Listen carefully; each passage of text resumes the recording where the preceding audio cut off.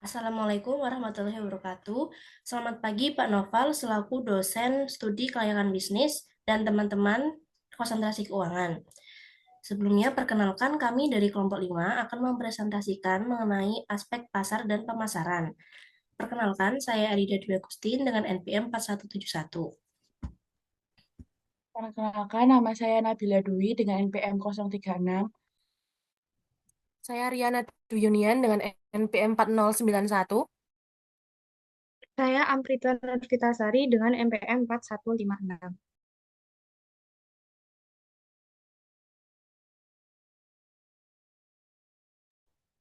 Pembahasan yang pertama yaitu metode pengumpulan data. Jadi, untuk pengumpulan data untuk analisis aspek pasar dan pemasaran dalam studi kelayakan bisnis dilakukan melalui 3 cara. Yang pertama, melalui survei yang dilakukan terhadap masyarakat calon target pasar, yaitu untuk mengetahui keinginan dan besarnya kebutuhan calon target pasar mengonsumsi produk yang akan dihasilkan.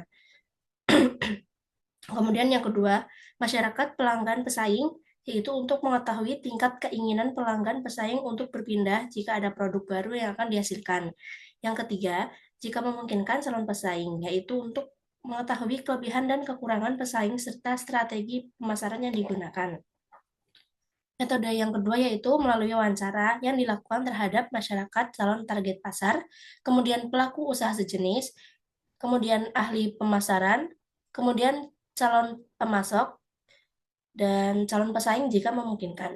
Kemudian metode yang ketiga dilakukan melalui studi dokumentasi untuk memperoleh data literatur tentang pasar dan pemasaran, perkembangan harga dan penjualan yang produk yang dihasilkan, perkembangan pendapatan masyarakat, perkembangan harga dan penjualan produk substitusi, kemudian perkembangan harga dan penjualan produk komplementer.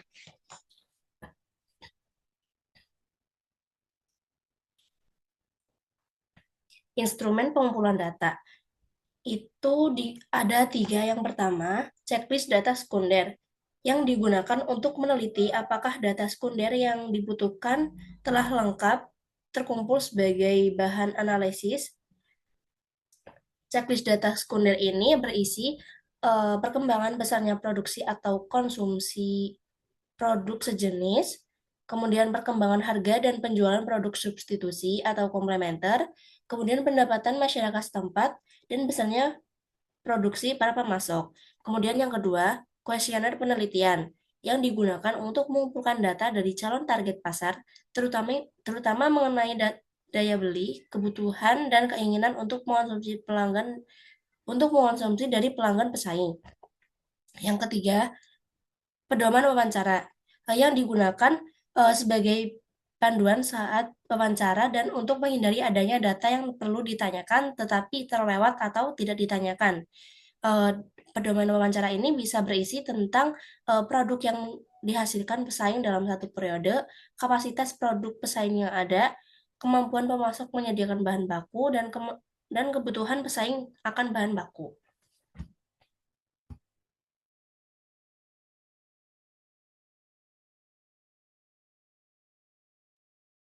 Baik, untuk selanjutnya kita akan membahas mengenai analisis data. Yang pertama, analisis permintaan atau demand dan penawaran atau supply.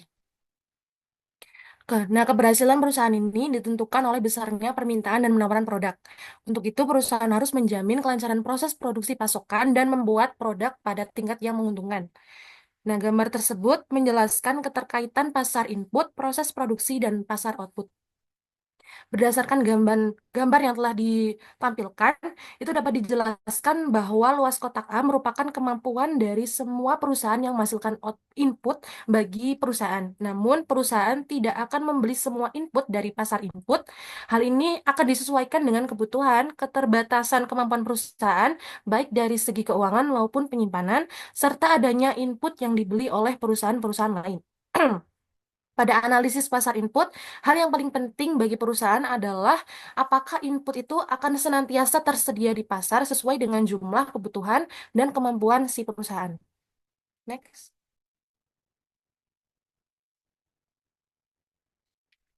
Nah, faktor-faktor yang mempengaruhi permintaan. permintaan suatu produk ini perlu dianalisis secara cermat karena seringkali tingkatnya itu berubah-ubah. Faktor-faktor yang menentukan besarnya permintaan, yang pertama itu ada perubahan jumlah penduduk. Semakin banyak jumlah penduduk di suatu wilayah, maka akan semakin besar potensi pasar suatu produk pada wilayah tersebut. Yang kedua adalah perubahan pendapatan. Ketika pendapatan masyarakat naik, daya beli masyarakat tersebut akan meningkat juga.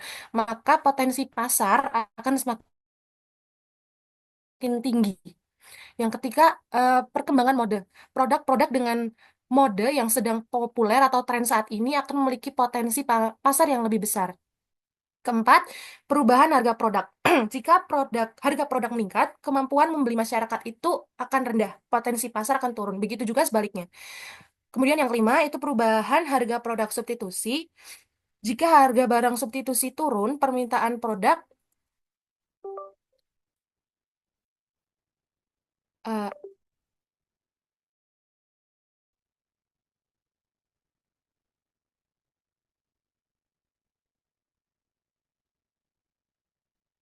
baik, saya lanjutkan.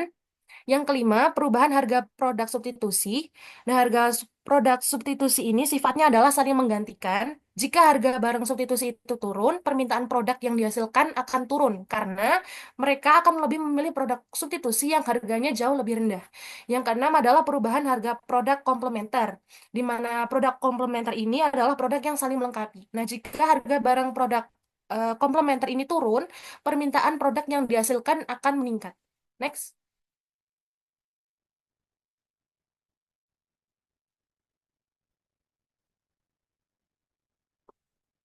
Selanjutnya, kita akan membahas mengenai pengukuran permintaan. Yang pertama, mengukur permintaan produk dengan menggunakan data impor produk bersangkutan. Rumusnya adalah PE sama dengan P besar ditambah IM, di mana PE adalah permintaan efektif, P besar adalah produksi dalam negeri atau daerah, IM adalah impor.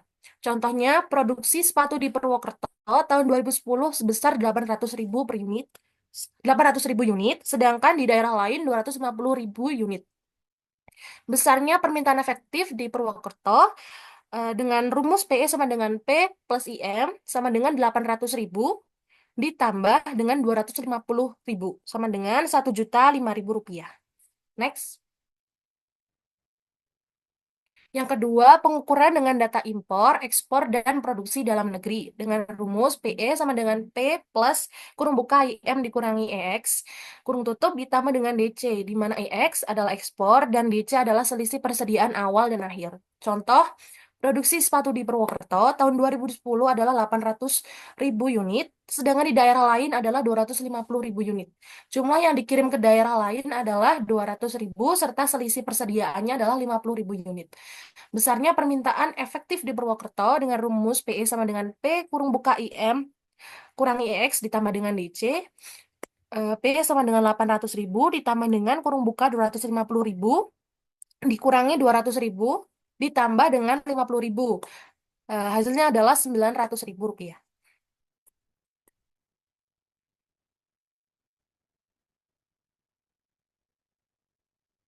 Selanjutnya adalah metode rasio rantai. Rumusnya PE sama dengan persentase dari JP dikali dengan persentase PPK eh, PPK dikali dengan persentase dari PPKV dikali dengan persentase PPRD. Dengan keterangan JP sama dengan jumlah produk, PPK sama dengan penghasilan yang dikonsumsi, PPKV sama dengan penghasilan dikonsumsi untuk jenis produk, PPKD sama dengan penghasilan yang dikonsumsi untuk jenis terkecil. Contohnya, jumlah penduduk Kabupaten Banyumas 4 juta orang dengan pendapatan per kapita 1 juta. Dari pendapatan tersebut 5% kebutuhan toiletries, 20% untuk kebutuhan pasta gigi, 10% alokasi pasta gigi untuk memutihkan gigi. Berdasarkan data tersebut, berapa permintaan efektif pasta gigi untuk memutihkan gigi di Kabupaten Banyumas? Nah, rumusnya tadi sudah dijelaskan, maka 4 juta dikali dengan 1 juta, dikali dengan 5%, dikali dengan 20%, dikali 10%, hasilnya adalah 400.000.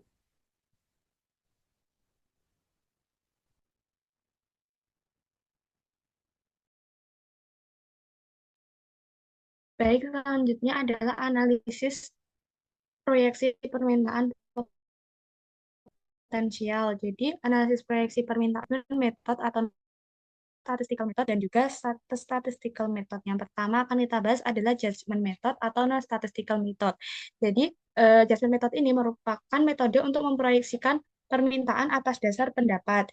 Nah, ini dibagi menjadi 3. Yang pertama yaitu survei niat beli. Jadi, survei niat beli ini untuk memproyeksikan permintaan yang akan datang dengan menanyakan kepada calon konsumen atau target pasar apakah mereka akan membeli produk atau tidak. Contohnya, target pasarnya itu diberikan kuesioner untuk mengukur niat beli masyarakat terhadap produk yang akan ditawarkan oleh pembiayaan syariah atau BPRS. Nah, di kuesioner tersebut pertanyaannya itu apakah saudara bersedia menabung di bank pembiayaan syariah? Nanti ada pilihan jawaban ya atau tidak dan juga alasannya. Jadi nanti kalau iya alasannya apa? Contohnya karena mungkin bunganya lebih kecil. Kalau tidak alasannya apa? Oh, mungkin alasannya karena sudah menabung di bank lainnya. Yang kedua yaitu pendapat para tenaga penjual. Jadi pendapat para tenaga penjual ini memproyeksikan permintaan yang akan datang dengan cara meminta kepada para tenaga penjual untuk mengestimasikan penjualan tiap produk untuk daerah masing-masing. Nah, yang terakhir yaitu pendapat para tenaga ahli. Jadi pendapat para tenaga ahli ini memproyeksikan permintaan yang akan datang dengan cara meminta pendapat para ahli di bidangnya untuk mengestimasikan permintaan produk berdasarkan analisis ilmiah. Yang selanjutnya yaitu statistical method yang terbagi menjadi 2, yaitu analisis tren dan juga analisis regresi dan korelasi. Untuk lebih lengkapnya, untuk statistical method kita akan bahas satu persatu. Yang pertama yaitu ada analisis tren. Jadi analisis tren ini merupakan metode analisis yang digunakan untuk memproyeksikan penjualan pada masa yang akan datang berdasarkan pada data sebelumnya. Nah, biasanya yang paling banyak digunakan itu adalah analisis tren kuadrat, metode kuadrat terkecil atau trend least square method. Nah, contohnya adalah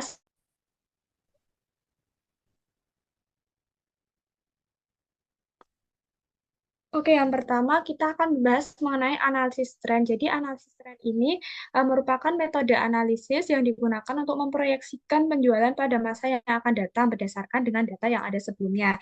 Jadi metode dari analisis tren yang paling sering digunakan itu adalah metode kuadrat terkecil atau trend least square method. Jadi untuk rumusnya sendiri yaitu Y sama dengan A plus BX, di mana A sama dengan sigma Y per N, sedangkan B sama dengan sigma X Y per sigma X pangkat 2.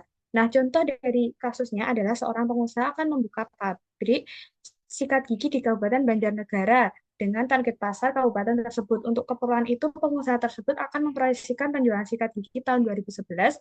Data historis yang dikumpulkan dari tahun 2000 sampai dengan 2010 ada sebagai berikut. Jadi di sini ada untuk tahun dari 2000 sampai 2010 itu ada 11 tahun. Kemudian periodenya ini di tengah itu 2005 0. 2005 ke atas itu minus 1, minus 2, minus 3, minus 4, minus 5. Sedangkan 2005 ke bawah itu pembilang positifnya 1, 2, 3, 4, 5. Untuk penjualannya ada 85, 90, 94, 2003, 98, 2004, 104, dan seterusnya. Nah, kemudian data tersebut diolah. Jadi, diolah untuk biar bisa dimasukkan ke rumus yang di awal tadi.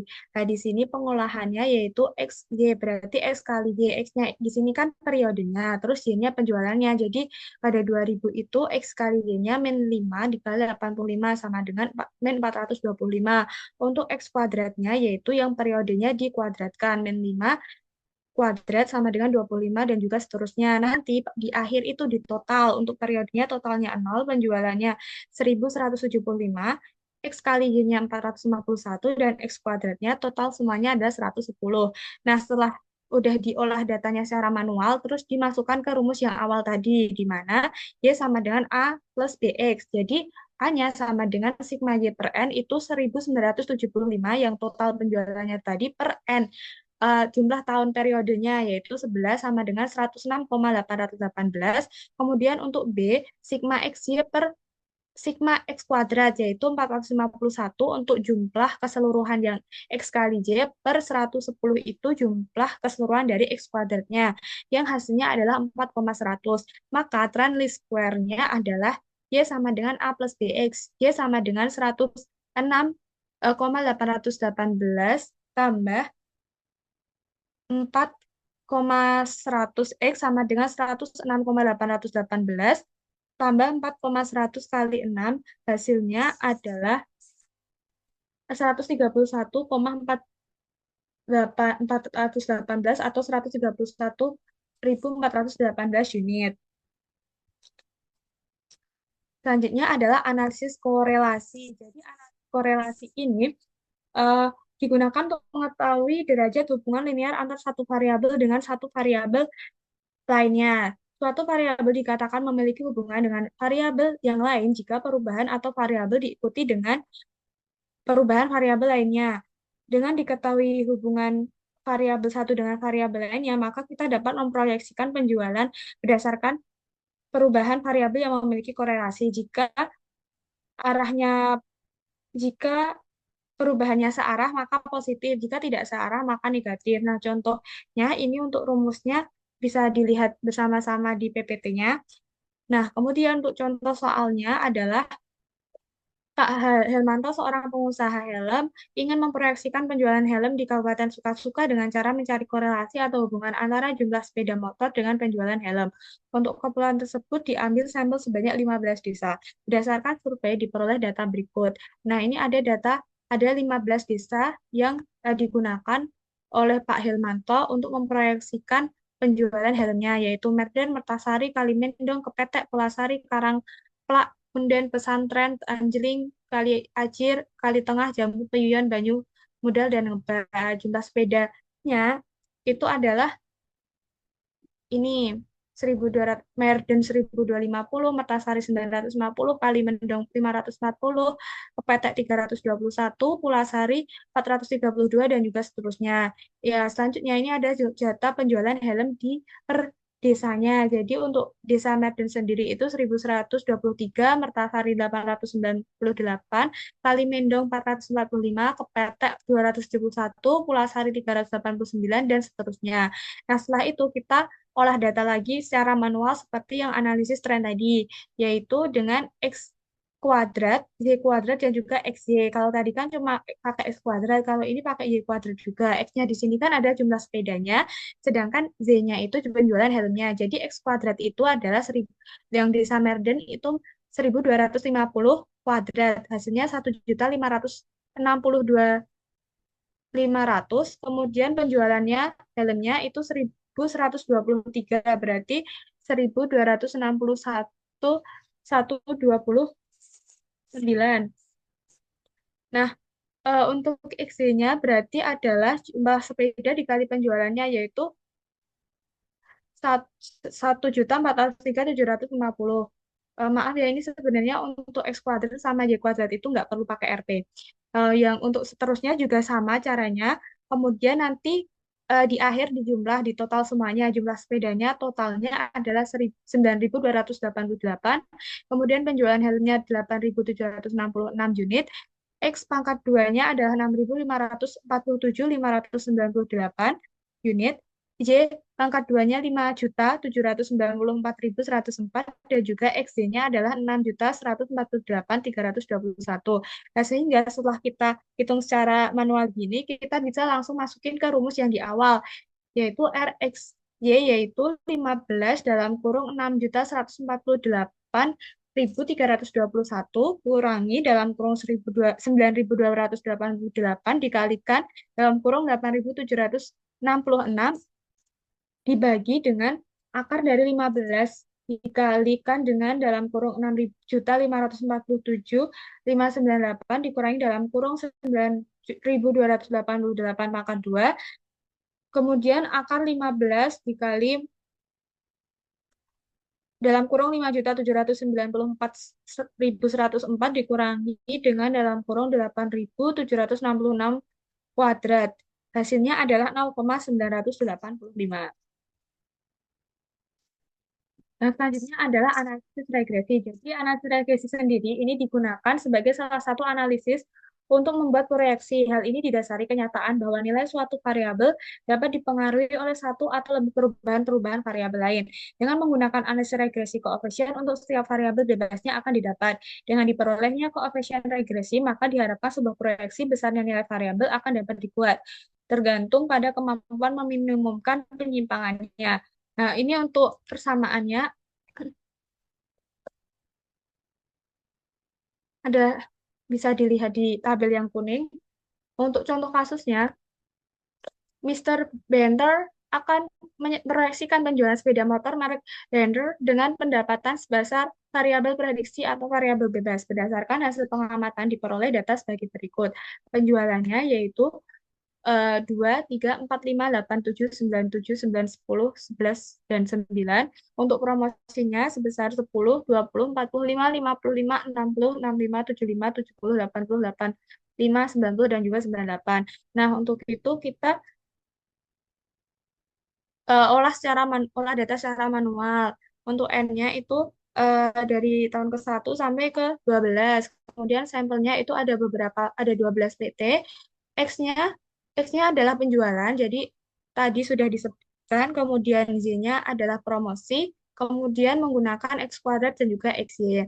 Nah, untuk totalnya untuk X yaitu 84, Y 753, X kuadrat 680, dan XY adalah 6077. Nah, kemudian diolah lagi untuk mengetahui Y prime-nya. Jadi Y prime-nya ini nanti dari tapi sebelum cari Y prime-nya kita masukin ke yang rumus yang di bawah kotak kuning ini, yaitu B-nya sama dengan 12 di dalam kurung 6077 dikurangi dalam kurung 84 dikali 753 dibagi 12 dikali 680 kurangi 84 pangkat 2. Hasilnya adalah 8761. Untuk A-nya yaitu 753 dikurangi 8,761 dikali 84 dibagi 12 sama dengan 1424. Maka persamaan regresinya adalah A plus DX sama dengan Y sama dengan A plus DX. Y sama dengan 1,421 ditambah 8,761 X. Maka setelah itu kita bisa cari untuk Y prime-nya. Yang pertama untuk Y prime untuk PT Sehat yaitu 1424 tambah 8,761 dikali 2 sama dengan 18,946 PT Waras 1424 ditambah 8761 dikali 3. Jadi ini itu kali 2 kali 3 itu dikalikan dengan X-nya.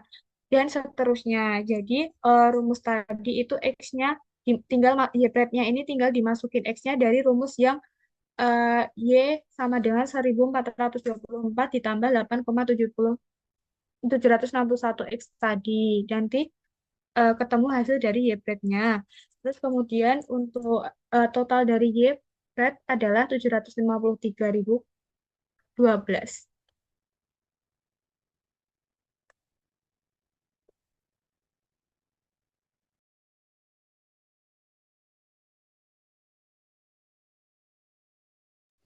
Oke, baik. Selanjutnya kita membahas terkait studi kasus aspek pemasaran, yaitu di mana BlackBerry itu pernah menjadi pemimpin industri ponsel dengan fitur unggulan seperti keyboard fisik dan BlackBerry Messenger atau yang sering kita dengar dengan istilah kata BBM.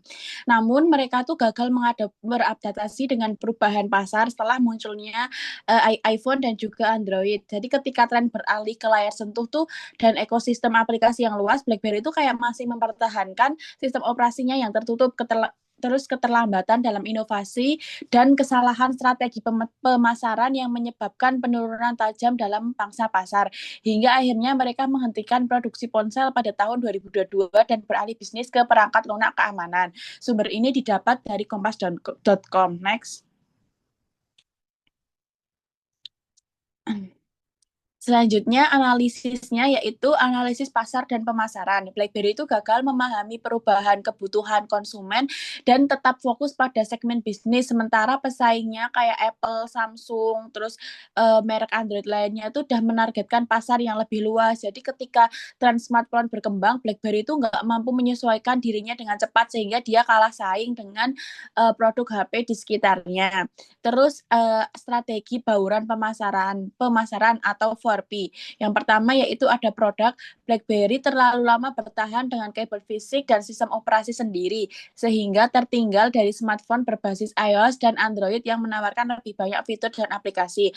Terus ada harga atau price, harga produk BlackBerry tetap tinggi meskipun inovasinya dia udah tertinggal, tapi tuh harganya mereka tuh tetap tinggi yang membuat sulitnya bersaing dengan merek lain, membuat merek lain yang menawarkan spesifikasi lebih baik dengan harga yang lebih kompetitif. Next.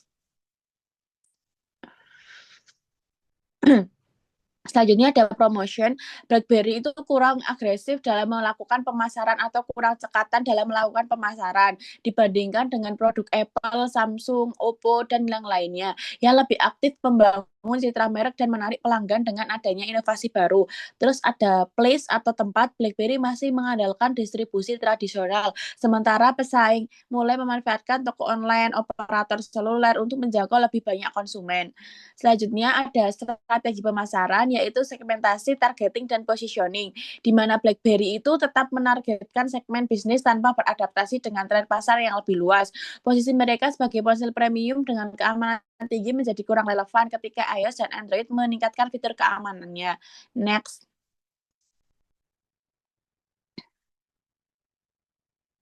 Kesimpulan dari studi kasus ini yaitu kegagalan BlackBerry menunjukkan pentingnya inovasi dan fleksibilitas dalam strategi pemasaran. Agar tetap kompetitif, perusahaan harus memahami tren pasar, menyesuaikan produk dengan kebutuhan konsumen, serta menerapkan strategi pemasaran yang lebih baik atau yang lebih agresif. BlackBerry yang kini beralih ke bisnis perangkat lunak keamanan dapat belajar dari kesalahan yang kemarin dengan kasus berinovasi dan lebih responsif terhadap perubahan industri teknologi. Sekian presentasi dari kelompok kami. Apabila teman-teman ingin bertanya, kita ajukan pertanyaan di Elita nanti. Assalamualaikum warahmatullahi wabarakatuh.